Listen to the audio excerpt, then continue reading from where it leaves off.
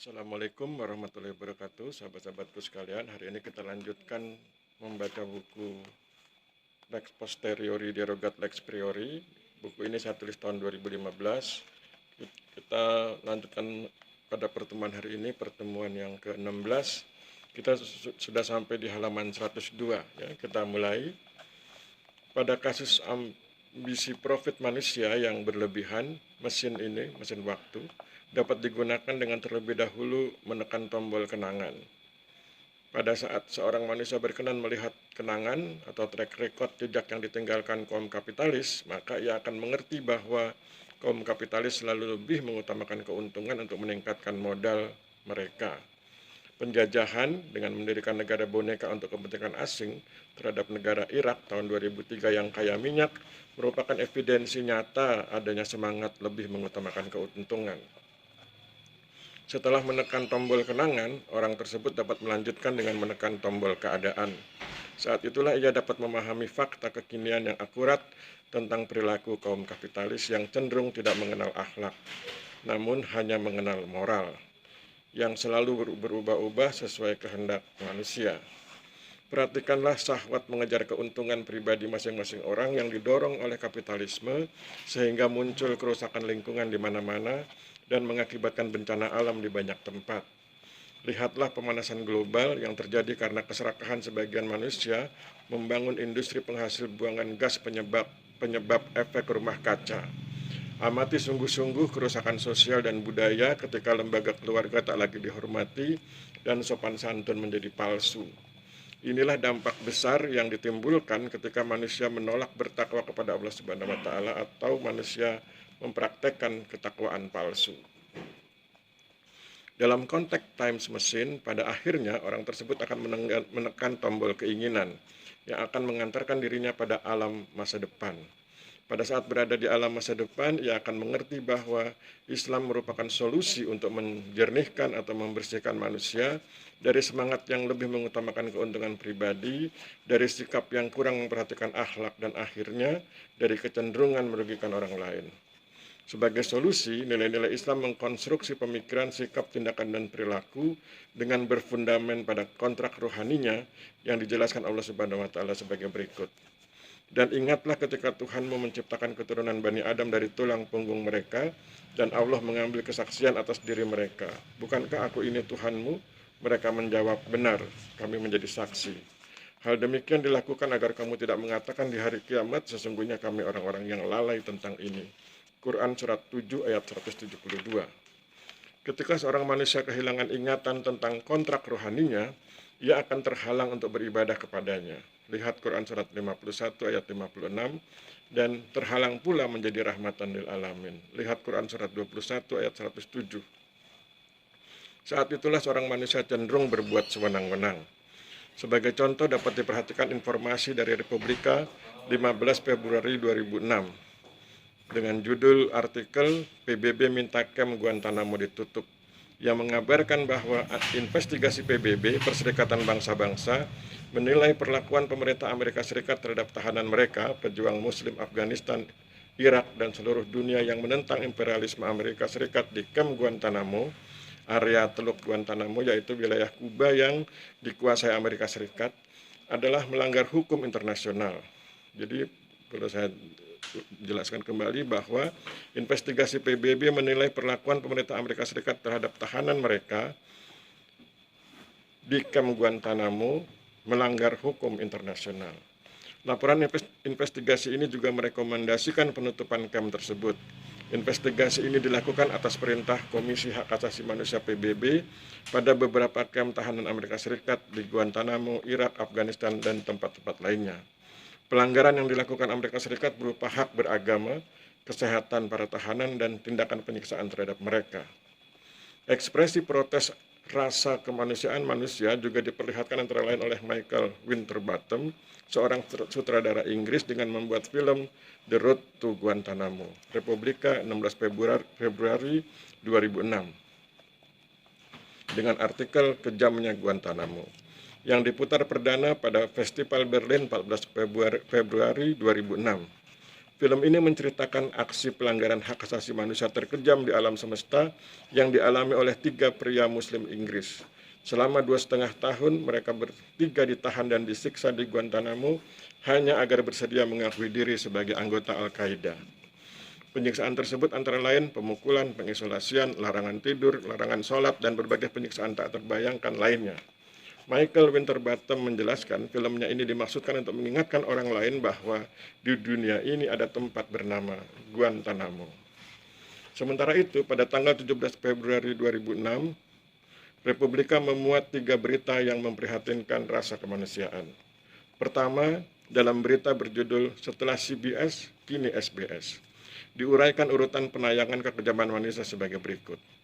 1. 28 April 2004, foto-foto penyiksaan tahanan Abu Ghraib, Irak, pertama kalinya ditayangkan oleh stasiun televisi Amerika Serikat CBS. 2. 30 April 2004, 6 tentara Amerika Serikat diketahui telah melakukan penyiksaan tersebut dan beberapa waktu kemudian diikuti oleh 3 tentara lagi. 3. 21 Juli 2005, pemerintah Amerika Serikat melakukan beberapa upaya agar media massa tidak menyiarkan foto-foto semacam itu. 4. 15 Februari 2006, televisi Australia SBS menayangkan foto-foto penyiksaan tahanan Abu Ghraib, Irak yang belum pernah dipublikasikan sebelumnya. Dalam berita berjudul "Buntut tayangan penyiksaan Abu Ghraib di SBS", PBB minta dilakukan penyelidikan, dilaporkan tentang tidak gentarnya masyarakat Irak dalam berjuang membebaskan negerinya dari pendudukan Amerika Serikat dan sekutunya. Seorang warga Irak bernama Safi Naji dari Fallujah menyatakan bahwa dengan melihat tayangan itu ia mengerti mengapa rakyat Irak berjuang dengan berbagai cara untuk mengusir Amerika Serikat dan sekutunya dari bumi Irak.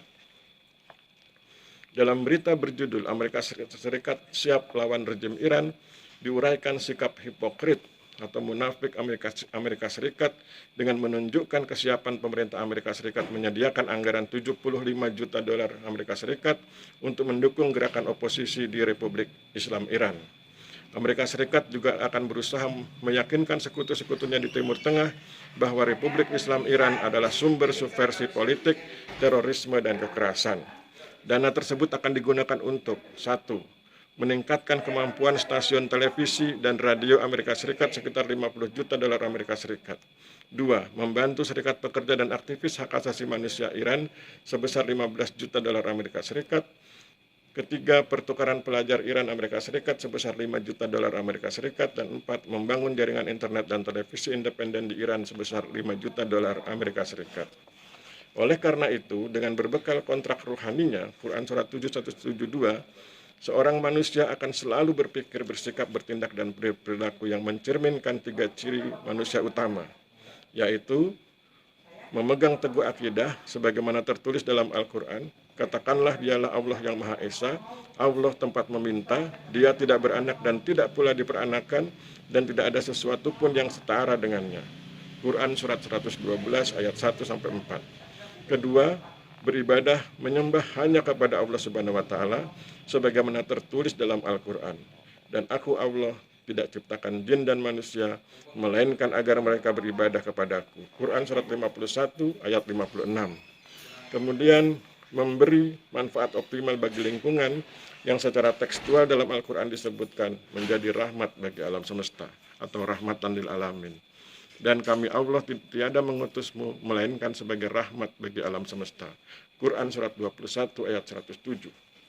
Ketika menjalankan 3 ciri manusia utama, ia harus berjuang dengan sungguh-sungguh karena kondisi dunia yang dihuni oleh aneka ragam manusia sering tidak kondisional.